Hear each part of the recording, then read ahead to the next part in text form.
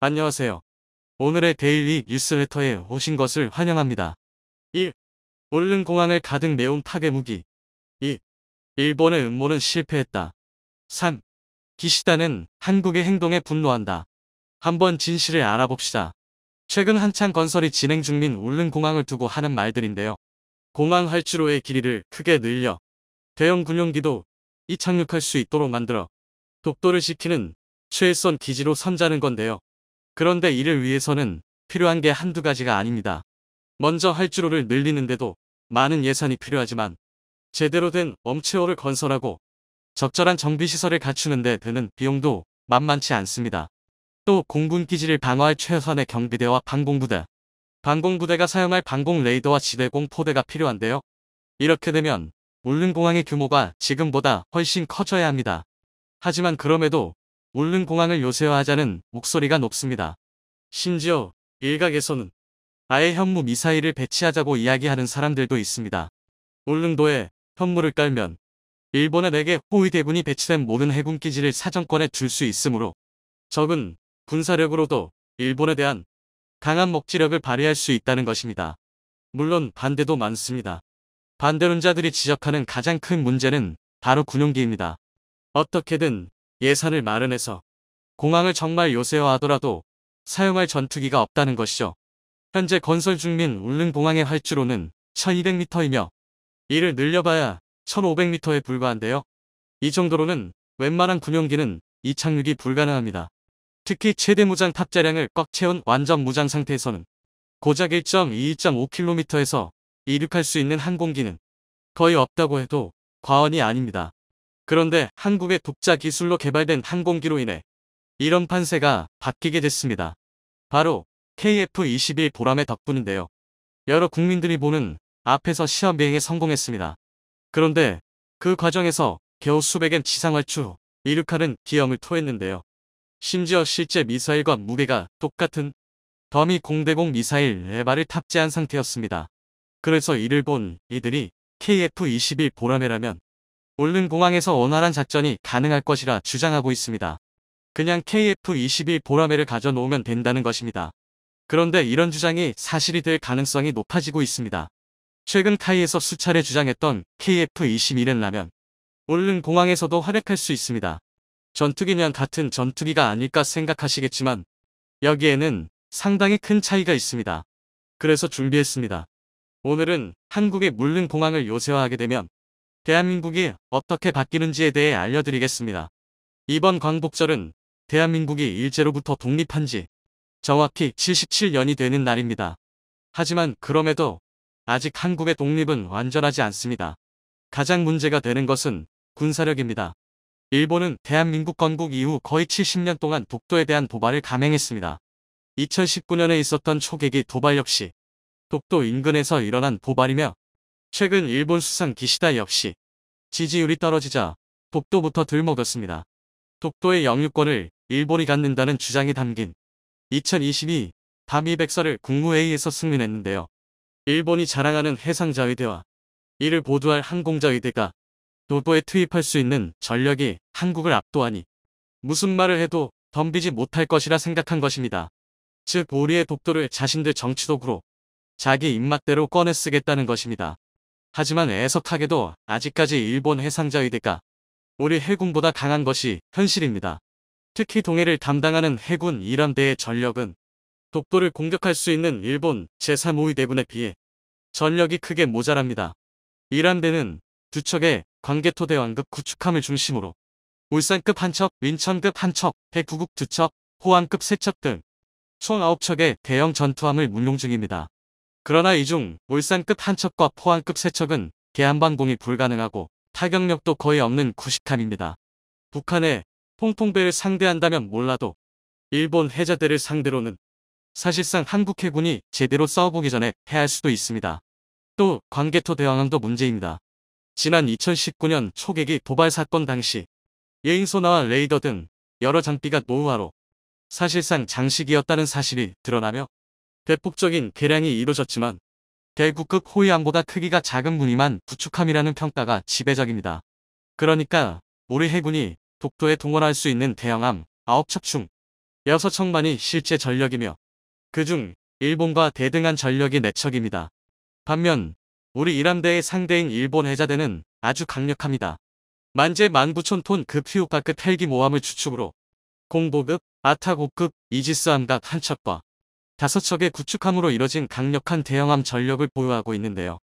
여기에 사무이 대군이 주둔 중인 마이즈루 지방대 소속 구축함 3척을 더하면 독도 방면으로 총 11척의 대형함을 동원할 수 있습니다. 게다가 독도와 가까운 오키에 군 수송기와 전폭기를 출격시킬 수 있는 오키 공항이 있습니다. 정리하자면 일본이 갑자기 정신줄을 놓고 독도를 공격한다면 우리 이란대만으로 독도를 사수하는 것은 불가능합니다. 그래서 우리 해군은 이 문제를 해결하기 위해 대대적인 전력 개선 사업을 추진하고 있는 것입니다.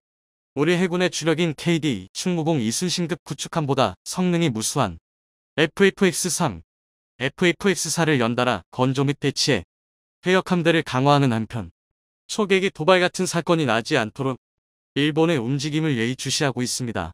하지만 이 정도로는 독도를 지킬 수 있을지는 몰라도 일본의 침략 의지를 깰 수는 없습니다. 일본 역시 목감 2급을 생산해 지방대의 구형함정을 교체하는 등 전력 강화가 한창인데다 앞서 말씀드린 오키 공항을 이용해 공중 우세를 확실히 잡을 수 있기 때문입니다. 이에 대해 국내 일각에서 등장한 해법이 바로 울릉공항의 요새화입니다. 한창 건설이 진행 중인 울릉공항의 활주로 길이를 1200m에서 1500m로 늘린 뒤 전투기 12, 16대로 편성된 비행대대를 배치하자는 것입니다. 이렇게 비행대대급 부대를 울릉도에 배치할 수 있다면 전투기의 종류에 따라 동해에서는 한일 간 군사력 격차를 단숨에 메울 수 있게 됩니다. 그러나 앞서 언급한 활주로가 문제입니다. 1200m 활주로는 현재 국군이 보유 중인 전투기들이 작전하기에는 너무 짧습니다. 최대 탑재량보다 적은 양의 무장만 탑재하고 이륙하거나 비상 착륙하는 것 이상의 작전을 수행하기 어려운데요. 그래서 만약 울릉공항에서 전투기를 운용한다면 현재로서는 최근 도입이 논의되고 있는 F-35B 외에는 쓰기 어렵다는 게 군 전문가들의 의견입니다. 이 때문에 활주로의 길이를 300m 더 늘려 적어도 전투기만이라도 원활하게 작전할 수 있도록 하자는 주장이 일각에서 제기됐습니다. 하지만 이것도 쉽지 않습니다. 지금 보시는 자료는 현재 건설이 한창인 울릉공항의 모습입니다. 터미널과 각종 부대 시설은 산을 깎아 건설하고 활주로는 바다를 매립할 예정인데요. 그런데 이 공사가 그야말로 난공사입니다. 이는 확보할 수 있는 부지가 그리 넓지 않기 때문에 어쩔 수 없는 방법입니다. 특히 활주로의 경우 항공기가 오고 가도 집안이 가라앉지 않도록 특수한 공법을 적용해야 하는데요. 그것은 바로 케이슨입니다. 케이슨은 활주로의 하중을 견디고 지탱해줄 콘크리트 구조물입니다. 포항에서 제작되어 플로팅 도크를 통해 운송되는데요. 그래서 이게 상당히 어려운 일이고 비용도 많이 들어갑니다. 이 때문에 무턱대고 활주로를 늘리기 쉽지 않은 것이죠. 그리고 활주로를 늘려도 문제입니다. 일반적으로 전투기의 이착륙은 고도와 속도의 영향이 큽니다. 일례로 중무장한 전투기가 이륙하려면 가속시간이 길어져 이륙에 필요한 활주로의 길이가 크게 늘어납니다. 그렇다고 가속이 좋다고 빠르게 이륙할 수 있는 것도 아닙니다. 완전 무장한 전투기가 급가속으로 이륙을 하려고 기술을 너무 높게 들면 바람의 저항이 커져 전투기가 속도를 잃고 추락할 수 있기 때문입니다. 착륙할 때도 마찬가지입니다. 높은 고도에서 빠르게 착륙할 때는 착륙거리가 크게 늘어납니다. 그러니까 전투로 파손된 전투기가 비상 착륙을 하려면 활주로가 상당히 길어야 합니다. 한마디로 현재 군이 운용 중인 군용기도는 300m나 활주로를 더 늘려도 제대로 작전이 어렵습니다. 그런데 변수가 생겼습니다. 바로 KF-21 보라매입니다. 보라매는 불과 700m 주행 후 이륙에 성공했습니다. 조종사가 당황했을 정도로 매우 부드러운 이륙이었는데요. 이에 대해 전문가들은 고바등각에서도 실속에 빠지지 않는 우수한 설계 덕분에 빠른 가속 후 급상승이 가능했다고 분석합니다. 따라서 보라매라면 울릉공항의 짧은 활주로에서도 충분히 작전이 가능합니다. 다만 착륙 한계와 해수로 인한 기체 부식 등이 문제가 되는데요. 그런데 이것도 방법이 있습니다. 바로 KF-21N입니다. 지난 23일 KF-21 제작사인 카이의 류광수 부사장은 최근 개봉한 영화 탑건을 봤는데 KF-21 함재 기형을 개발해야겠다는 생각에 이착륙 장면을 유심히 봤다는 발언을 했습니다. 현재 카이에서는 KF-21을 사업 로드맵에 여러 차례 올려놨습니다. 정부가 허락만 한다면 언제든 개발할 수 있다는 것인데요. 이 KF-21N이라면 울릉공항은 물론 현재 건설이 추진 중인 백령공항뿐만 아니라 일각에서 주장하는 경렬비열도 공항 등에도 고정익기를 전진 배치할 수 있습니다. 여기에 한국형 항구까지 더해진다면 해상 분쟁 시 빠르게 스크램블이 가능합니다. 즉, 명령만 떨어지면 긴급 발진할 수 있다는 것입니다. 그런데 이 구상에는 치명적인 단점이 있습니다. 바로 공항의 규모입니다. 단 2발의 단거리 탄도탄에 배멸됐습니다.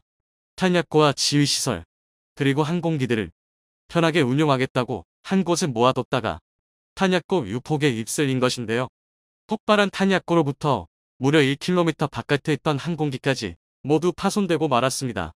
그런데 울릉공항은 활주로를 300m 면장해도 길이가 2km가 넘지 않는 작은 공항입니다. 당면이 전투기를 보관할 경납고와 폭탄을 저장할 탄약고, 정비창을 건설하려면 아무래도 공간이 모자라다 보니 몰아서 지을 수밖에 없습니다. 이렇게 되면 미사일 한 방에 무력화되는 대참사가 일어날 수도 있습니다. 하지만 이것도 비용 투자를 좀 더 하면 문제를 해결할 수 있습니다. 바로 울릉공항 후방의 산인데요. 현재 울릉공항 계획에서 해당 방면에는 주차장과 울릉도 시내로 이어지는 터널만 계획되어 있습니다. 여기에 탄약고를 집어넣고 공항 남쪽에 전투기를 사용할 엄체호와 정비창을 건설한다면 최대 16대 정도의 고정익기는 충분히 운용할 수 있게 되는데요. 또한 공항 북쪽 고지대, 천궁2, 델센 등으로 구성된 방공부대를 설치하면 공항은 물론 독도 영공까지 방어할 수 있습니다. 이렇게 되면 그야말로 완벽한 독도 방어 요새가 완성되는 것입니다. 최근 언론을 통해 현무5라고 공개된 사거리 600km의 6톤 탄두로 구성된 포대를 2개 포대 정도만 울릉도에 배치하면 엄청난 억지력을 얻을 수 있습니다. 북쪽으로는 유사시 남하할 중국군을 타격할 수 있고 남쪽으로는 일본의 호위대군의 모항을 타격할 수 있게 되는데요. 그 중에서도 남쪽 일본에 대한 억지력이 아주 강력해집니다. 사거리 600km면 독도를 직접 포위할 수 있는 일본의 3호위대군이 위치한 마이즈루뿐 아니라 사세보의 2호위대군, 구레의 4호위대군을 타격할 수 있습니다. 이렇게 울릉공항을 요새화하면 일본의 그 잘난 해자대가 감히 우리 바다에 접근조차 못하게 할 수 있습니다. 한마디로 울릉공항을 완전히 요새화할 수 있다면 지긋지긋한 일본과의 독도 분쟁을 끝낼 수 있는 강력한 요새를 대한민국이 보유하게 되는 것입니다. 최근 러시아 우크라이나 상황으로 그 어느 때보다 방산무기의 수요가 높은 상황입니다.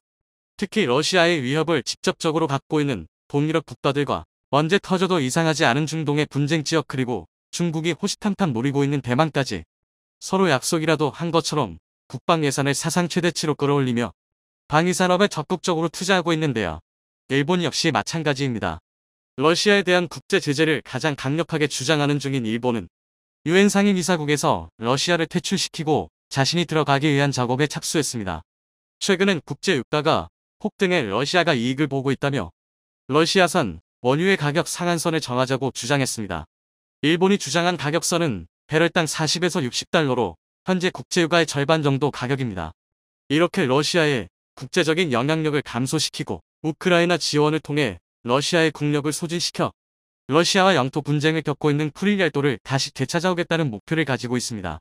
일본은 이런 목적을 가지고 군사 대국화를 천명하며 국방 예산을 2배가량 증가시키는 것을 논의 중입니다.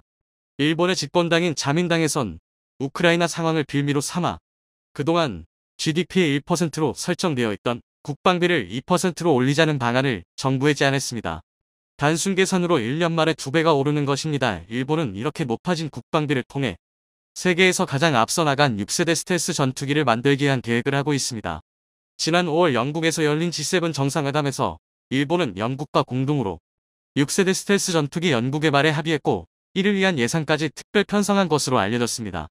하지만 최강의 스텔스 전투기라고 알려진 F-22 랩터마저 5세대 스텔스인 마당에 일본이 6세대 전투기를 상용화하기란 사실상 불가능하다는 의견이 나오고 있습니다.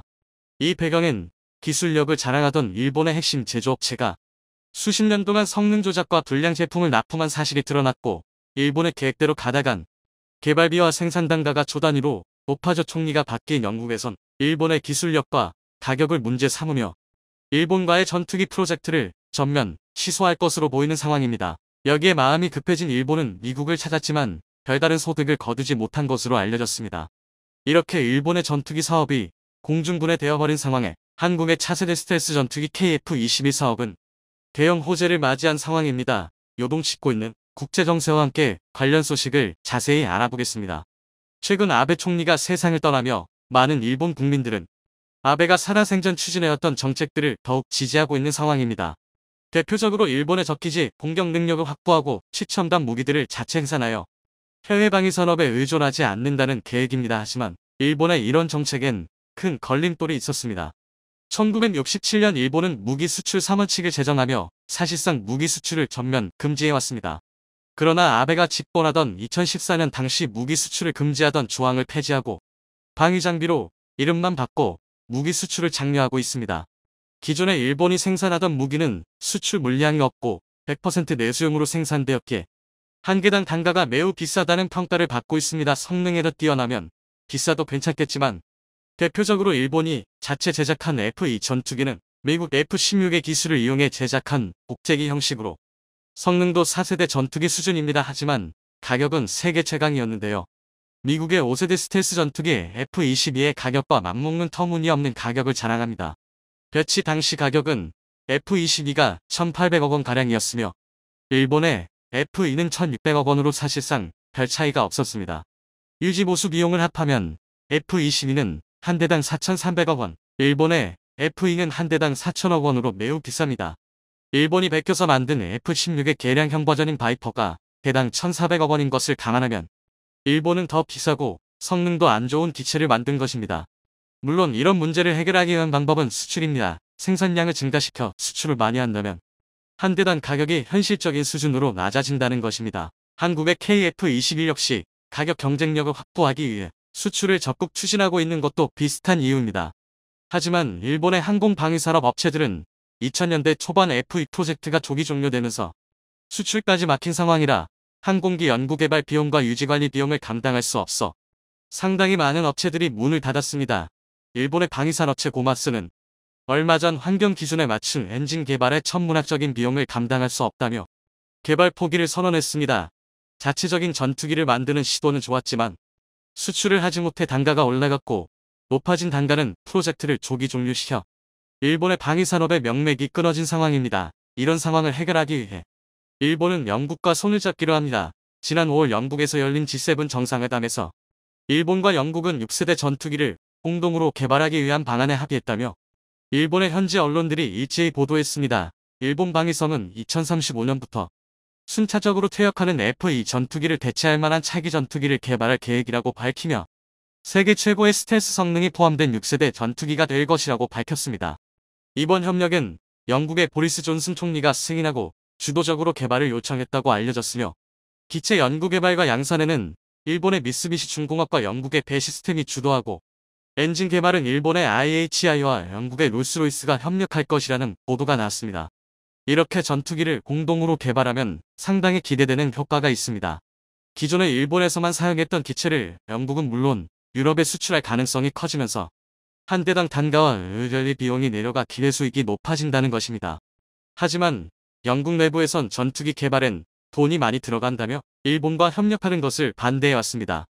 그런데 영국의 보리스 존슨 총리가 일본과의 전투기 연구 개발을 밀어붙였고 관련 예산도 배정하기 직전까지 가는 등 프로젝트는 빠르게 추진되는 것처럼 보였습니다. 하지만 한순간에 모든 것이 무너졌습니다. 7월 현재 보리스 존슨 영국 총리가 여러 가지 정치적인 실수로 총리 자리에서 내려오게 되면서 주도적으로 추진해왔던 프로젝트가 완전히 침몰하게 될 상황에 놓인 것인데요.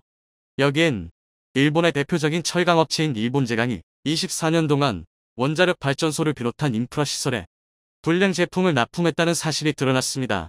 아사히 신문은 일본제강 측이 검사 데이터를 거짓으로 기재해 1998년부터 최소 24년 동안 기준 미달의 철강 제품을 판매해왔다는 사실을 보도했습니다. 전문가들은 일본 제강의 데이터 조작에 우려되는 부분은 원전과 같은 산업시설도 문제지만 군사장비와 시설에도 있다고 분석했습니다. 일본산 철강제는 전투기와 탱크 등 첨단 제품에도 사용되었고 기준치에 미달한다면 첨단 무기들이 설계 수명이나 한계 수명을 버티지 못하고 그 전에 고장나거나 불량을 일으킨다고 지적한 것입니다. 여기에 일본과 협력하기로 합의한 영국에서 생산과 제조를 맡은 일본 측을 신뢰할 수 없다며 전투기 프로젝트가 완전히 뒤집힐 위기에 놓였습니다. 영국의 존슨 총리가 실각하는 것은 물론이고 예산 관련 문제도 전투기 프로젝트의 발목을 잡고 있습니다. 존슨 총리가 이미 실각해 힘을 잃어버린 상황에 일본과의 전투기 협력을 반대한 영국 의회가 수십조 원에 달하는 비용을 헛가하는 것은 사실상 불가능한 일로 보여지고 있습니다. 영국은 현재 자치적인 방위 장비도 많이 있지만 전투기와 같이 천문학적인 투자금이 발생하는 부분에선 미국에게 많은 의존을 하고 있습니다. 대표적으로 F-35 전투기가 있는데요.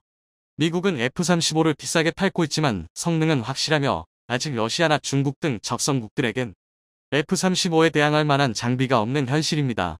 무엇보다 한국을 비롯한 전 세계 수많은 동맹국들에게 판매되어 한 대당 도입 단가가 1천억 원 수준으로 굉장히 낮아져 전투기에도 규모의 경제가 작용하고 있는 상황에 굳이 폐쇄적인 연구개발 문화를 가지고 있으며 해외 수출 경험도 전무한 일본의 전투기를 공동 개발할 이유가 전혀 없다는 분석입니다. 영국은 일본과 협력해 개발한 전투기들은 수출 면에서도 마이너스가 될 것이라고 보고 있습니다. 일본은 몇 년 전까지 군사무기가 수출이 불가능해 상당수 실내 전자장비나 시스템 언어는 일본 자국군이 사용하기 편리하도록 맞춰져 있었습니다. 해외 수출을 하지 않고 본인들만 쓰는 군사 장비라면 괜찮지만 일본 현지에 특화된 제품을 수출하는 것은 또 다른 얘기입니다. 서방권 표준 무기에 익숙해진 유럽 시장에 일본산 군사 무기를 수출하기란 매우 어려울 것으로 보입니다. 일본과 영국의 합작 프로젝트가 넘어지면서 한국 군사 무기의 경쟁자가 사라진 상황입니다. 일본과는 다르게 국제 표준격의 장비를 생산하는 한국은 다양한 장비를 유럽뿐 아니라 전 세계에 수출하고 있습니다. 폴란드, 핀란드, 노르웨이, 에스토니아 등 유럽 현지에선 K9 자주포를 도입하였고 인도네시아, 이라크, 필리핀, 태국은 한국산 T-50계열 훈련기와 여기서 파생된 FA-50 경공격기를 도입했습니다. 뿐만 아니라 폴란드, 아일랜드, 슬로바키아, 스페인, 불가리아 등 유럽 국가들이 한국산 T-50계열 훈련기 및 경공격기에 관심을 가지고 있으며 국방부 제공, 이는 앞으로 KF-21에 대한 수요로 이어질 가능성이 있습니다. 심지어 전투기의 본고장인 미국에서도 T-50 훈련기를 도입하기 위해 각종 검토에 들어간 가운데 세계 5대 군사 수출국으로 도약한 한국의 위상이 돋보이고 있습니다. 최근 한국은 KF-21의 실제 주행 영상을 공개하며 전 세계 군사 전문가들의 관심을 한몸에 받고 있습니다. 방위사업청 제공. 미국 CNN 측에서는 한국산 항공기를 구매 호평하고 있는 이라크와 필리핀, 태국에선 한국산 무기의 신뢰도가 생겼고 신형 전투기가 필요하다는 상황에서 KF-21이 훌륭한 대안이 될 가능성이 있다고 설명했습니다. 이 밖에도 한국산 무기를 경험해 신뢰감을 쌓은 국가들이 KF-21의 잠재적인 도입국이 될 것이라고 분석하며 노후된 F-16을 대체할 만한 훌륭한 기종이라고 언급했습니다. 비행을 앞두고 있는 KF-21의 포지션은 미국산 전투기보다 저렴하고 부족함 없는 성능을 앞세워 F-16을 대체할 전투기로 전망되고 있습니다. F-35의 최첨단 성능 때문에 미국의 최후 방북이 아니면 구매하지 못하는 상황에 KF-21은 훌륭한 대안이 될 것이라는 분석이 나오고 있습니다. 일본 최안단에 위치하고 있는 섬 이시가키. 최근 이곳에서 굉장히 놀라운 일이 벌어지고 있습니다. 일본 정부의 태도에 더 이상 참지 못하겠다는 이시가키 섬의 주민들이 거리로 나서기 시작한 것인데요. 거리로 나선 섬의 주민들의 선언에 일본이 발칵 뒤집어집니다. 분노한 이시가키 섬의 주민들이 일본에서 탈퇴하고 한국으로 편입하겠다는 충격적인 선언을 하였기 때문입니다. 이 섬의 주민들은 자신들이 일본에게 버림받았으며 더 이상 일본 정부의 생각대로 이곳을 이용하게 두지 않겠다며 거리로 나섰습니다. 이 섬을 대하는 일본 정부의 어떠한 행태가 이곳의 주민들을 분노하게 만들었고 한국으로의 편입 이야기까지 나오게 만들어 버렸는데요.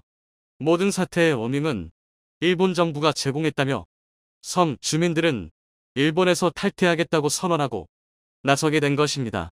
현재 이시가키 섬을 중심으로 심각하게 돌아가는 국제 정세와 이곳의 주민들이 한국으로 편입을 요청할 수. 우리는 일본 정부로부터 버림받았다. 최근 이시가키 섬의 주민들은 엄청난 공포에 시달리고 있습니다. 일본 오키나와에서 남쪽으로 약 400km가 떨어져 있는 이 섬은 일본의 칠암단에 위치한 섬으로 지리적으로는 일본 본토보다는 오히려 대만과 더 가까운 섬으로 일본 방위 지역에서 가장 취약한 지점이기도 합니다. 유사시 중국과 일본의 분쟁이 생겼을 때 중공군의 침공 1순위인 목표 지역이기도 하죠.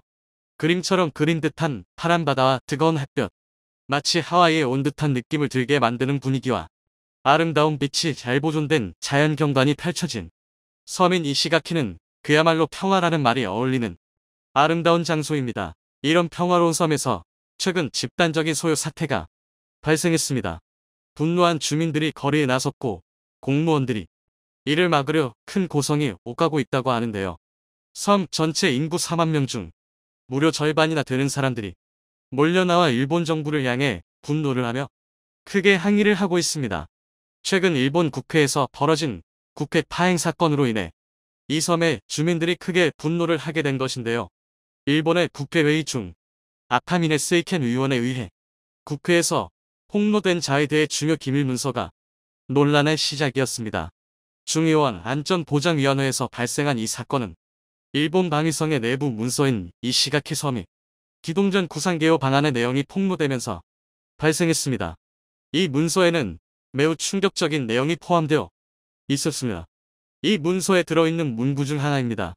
이 문서의 충격적인 내용은 중공군이 이시가키 섬을 침공했을 때 국민을 보호하여야 하는 자위대가 섬의 주민들의 보호는 뒷전이고 오히려 민간인을 그대로 방치하여 민간인을 의식한 중공군이 제대로 대처하지 못하는 틈을 이용하여 대규모의 반격을 실행한다는 충격적인 내용이 담겨 있었는데요. 이 문서를 폭로한 아카미네 세이켄 의원은 덧붙여 이렇게 말했습니다. 라며 문서를 유출한 이유를 밝혔습니다. 국민 보호는 자위대의 담당이 아니다는 문구에서 일본 정부가 국민을 어떻게 생각하는지 알 수 있는 부분이죠. 이시가키 섬이 포함된 오키나와 현에서는 과거 2차 세계대전 당시 일본군들이 오키나와로 상륙하는 미군들을 막기 위해 주민들을 인간 방패로 썼던 전적이 있습니다. 당시 일본군들은 민간인들을 보고 당황한 미군들에게 맹렬한 공격을 감행했고 그로 인해 미군은 굉장히 막대한 피해를 입게 되었습니다. 이 같은 일본군의 행태에 미국을 비롯한 전 세계는 분노했고 일본의 이런 비열한 전쟁 방식 때문에 미국이 결국 핵이라는 카드를 꺼내 들게 만드는 계기를 만들기도 했죠. 당시 일본군이 이런 행동이 가능했던 이유는 오키나와 현의 주민들을 같은 일본인이 아닌 이등 국민들이라고 생각했었기 때문입니다. 애초에 오키나와 제도 자체가 과거에는 일본 땅이 아니었고 일본이 나중에 점령하면서 주민들을 일본으로 편입하였기에 지금도 일본에서는 이곳의 주민들을 순수한 일본인이 아니라고 생각하기에 이런 발상이 가능한 것입니다. 일본 정부는 이런 천인공노할 악마적인 행동을 21세기인 지금에도 또다시 자행하겠다는 것이죠. 이 폭로에 이시가키 섬의 원로들은 2차 세계대전 태평양 전쟁의 한가운데서 미군과 일본군 사이에서 가족과 동포들을 잃은 과거의 악몽을 다시 떠올리게 되었고 섬의 주민들은 크게 분노했습니다. 결국 분노한 주민들은 이시가키 섬의 인구 4만 명 중 절반에 해당하는 2만 명이나 되는 사람들이 모여 시청에 운집해 대규모 시위를 벌이기 시작했습니다. 이들은 국민 수호 의지를 저버린 일본 정부는 각성하라 라는 구호를 외치며 일본 정부에 대한 대정부 투쟁에 돌입했습니다. 극도의 혼란한 섬의 상황 속에 이시가키 섬을 이끌고 있는 섬의 원로들은 일본 전역을 충격에 빠뜨릴 만한 충격적인 선언을 하게 됩니다. 이시가키 원로들이 이 같은 선언을 한 것은 분명한 이유가 있었습니다. 원로들은 자신들의 뿌리가 한국의 제주도에 있기 때문이라고 밝혔는데요. 이들은 이시가키 주민들의 원래 뿌리는 한국의 탐나라고 밝히며 자신들은 과거에 존재했던 해상왕국 탐나국의 후예라고 밝힌 것입니다. 실제로 한국과 일본의 기원에 대한 연구를 했던 대표적인 학자인 미국의 미시건대 출신 알렉산더 보빈 교수는 자신의 논문인 고구려에서 탐나까지를 통해 이시가키 섬의 주민들 기원은 현재 제주도인 탐나국에 있다고 밝히고 있습니다. 또한 섬의 주민들 사이에서 어렸을 때부터 꾸준히 들어오며 전래되어 내려오고 있는 사람은다 하루망이라는 설화는 제주도의 설문대 할망 신화와 매우 유사한 내용을 가지고 있다고 합니다. 고대 제주의 신화가 이시가키 섬에서 꾸준히 전해 내려오고 있는 것으로 이들의 뿌리가 탐나라는 근거를 뒷받침해주고 있습니다. 이시가키 섬의 원로들은 자신들이 한국의 탐나국을 지칭하는 타무라의 직계 후예라고 전하고 있는데요. 이는 그들이 일본인들과는 다른 뿌리를 가지고 있고 그 때문에 과거부터 일본 내에서 막대한 차별을 받아오게 된 원인이기도 했습니다. 하지만 역으로 이런 역사적 배경과 설화가 이시가키 섬의 원로들과 주민들이 요청하고 있는 이시가키 섬과 그 부속 도서의 한국에 대한 편입 요청에 대한 역사적 근거가 되고 있는 것이기도 하죠. 그러나 섬 주민들의 요구를 들은 일본 정부의 반응은 심상치가 않습니다. 넓은 해양 영토를 추구하는 일본에게는 매우 중요한 지역이기도 한 이시가키 섬은 일본이 길을 쓰고 중국과 영토 분쟁을 벌이면서 지키려고 하는 센카쿠 열도마저 그 부속 도서에 포함되어 있을 정도로 일본의 해상안보의 중요한 요충지이기도 합니다. 일본 정부의 입장에서는 이런 중요한 요충지를 절대로 다른 곳에 내줄 수 없다는 입장을 밝히고 있는 것인데요. 특히 이곳이 한국에게 넘어간다면 일본이 지금까지 길을 쓰고 지키려고 했던 동중국해의 해상 패권을 모조리 상실하는 셈이기에 절대 넘겨줄 수 없다며 필사적으로 이곳을 지키겠다는 반응입니다. 하지만 섬 주민들이 들고 일어난 이유는 일본 정부가 지키려고 하는 것은 이곳의 땅일 뿐 정작 이곳에 사는 주민들에 대해서는 전혀 관심받기라는 태도가 문제라는 것입니다. 이대로 일본에 소속되어 있다가는 태평양 전쟁의 악몽이 다시 재현될 수밖에 없기 때문에 이곳의 주민들은 살기 위해서라도 필사적으로 일본을 벗어나겠다고 나선 것이고 이 때문에 이곳의 공무원들과 싸우며 고성에 오가는 것은 물론 소요 사태로까지 번지고 있는 상황입니다. 결국 주민들은 일본 정부에게 자신들의 행보를 직접 선택하겠다는 최후 통보를 하게 되는데요. 이들은 주민투표라는 마지막 카드를 빼들게 됩니다. 섬 주민들의 주민투표를 실시함으로써 민주국가를 표방하고 있는 일본 정부로서는 절대로 거부할 수 없는 묘수를 비장의 카드로 준비한 것인데요. 이시가키 섬의 강경한 투표 결정 통보에 일본 정부는 현재 난리가 난 상황입니다. 안 그래도 모든 결정권을 가지고 있었던 아베 전 총리의 사망과 통일교 스캔들로 정권이 혼란한 상황이라 이시가키 섬의 주민투표에 대해 정부가 어떻게 대처할지를 제대로 신경도 쓰지 못하고 있는 상황이기 때문에 이런 상황에 실시하는 주민투표를 지금 당장 일본 정부는 막을 여력이 없습니다. 이시가키 섬 측의 입장에서는 정부가 간섭을 못하는 현 시기가 주민투표를 진행할 수 있는 절호의 타이밍이 되었습니다. 섬 주민들의 절반이 거리로 나와 시위를 할 정도로 이시가키 섬의 민심이 일본에서 떠난 지금 투표를 결정한다면 이시가키 섬과 그 부속 열도들의 한국으로의 편입은 거의 확정된 것이나 다름없게 됩니다. 특히 센카쿠 열도를 포함한 이시가키 섬 인근 해역은 천연자원의 보고라고도 불리고 있는데요. 러시아의 흑해 유전을 넘어설 정도로 많은 양의 석유가 매장되어 있다고 추정되고 있는 이곳은 제7광부의 시발점이 되고 있는 지역이기도 하기 때문에 이 섬과 인근 해역을 한국의 소유로 가져가게 된다면 일본이 2029년 7광부를 뺏어가려고 하는 계획마저 완전히 깨부술 수 있게 되는 것뿐만이 아니라 막대한 유전과 천연가스를 확보할 수 있게 되는 것입니다.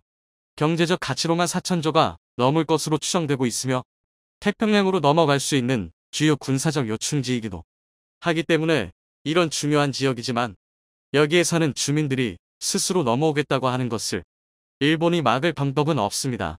평소의 행동이 얼마나 중요한지를 알 수 있는 부분인데요.